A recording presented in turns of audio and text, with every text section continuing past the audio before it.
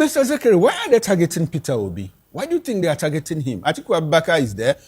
Adewale Adebayo is there. Sandy Ono is there. The presidential candidates of other political parties. Chibuzo Okereke of the Labour Party is there. Why are they singling out Obi for this persecution that you allege? That is a great question. Two reasons. Number one, Mr. Peter Obi have chosen to take a different path from the path that all Nigerian leaders are taking. The path of big manism, the path of braggadocio, the path of intimidating the ordinary man. You see, I have been to the airport severally, where you see a convoy of 15 cars bringing a minister to the airport.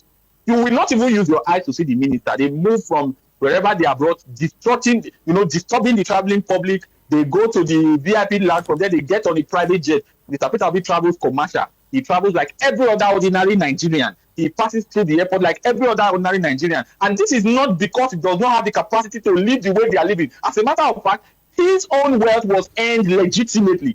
And these guys are living on the taxpayer's dime, using that taxpayer's dime to oppress the average Nigerian. That's why Nigerians will be very careful of them. Number two, Mr. Peter Obi represents the leading light, the leading opposition figure in Nigeria. In 2023, they allocated 6.1 million votes to him.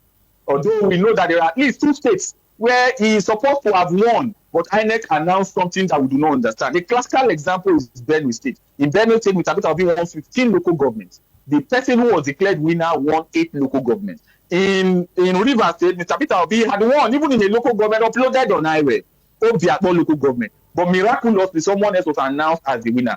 There is something that these people in Aso Rock know about Peter Obi, his popularity within the Nigerian context, his popularity in the next election, his popularity in the past election, that keep them awake at night. That is why they cannot sleep, they cannot eat, they cannot spend quality time with their wife and children if they have not spoken about Peter Obi. Every one of them talks about Peter Obi. Ali Modu Sheriff was on TV speaking about Peter Obi, even when he's a no sympathizer of Boko Haram.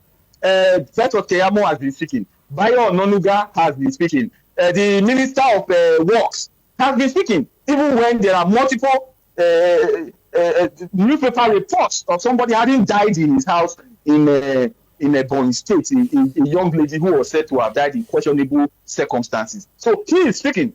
The presidency and the law enforcement in Nigeria are not attending to all of those people, but they are focusing all of their surveillance on Mr. Peter Obi. Do you know that the speed at which they release that CCTV footage suggests that Peter Obi is being constantly surveilled? That is what it tells us.